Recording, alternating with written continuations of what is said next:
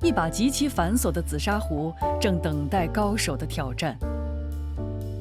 40年前，老华也在这里当学徒。他最擅长做的是方器。方器一眼看去像一位四平八稳的老派妇人，小胳膊一支棱，波澜不惊，整体壶钮、壶流、壶把皆成棱体。紫砂行内有一句话：宁做10元，不做一方。因为一把好方壶不是做出来的，是磨出来的。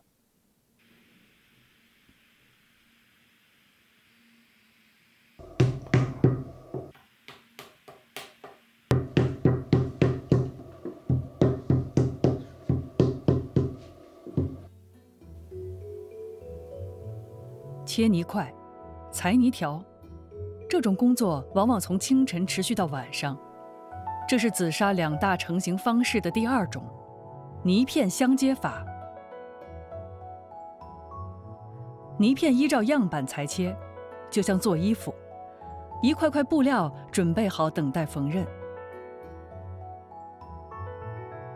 做方器不用木拍子，全靠好刀工，下刀要准，力度要稳，切出的线条不拖泥带水，是决定紫砂壶好坏的第一步。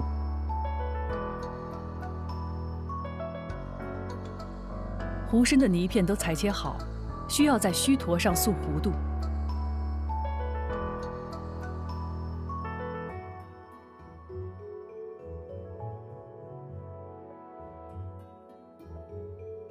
旁皮刀平整表面，微调角度，趁泥片没反应过来，用滋泥2相接。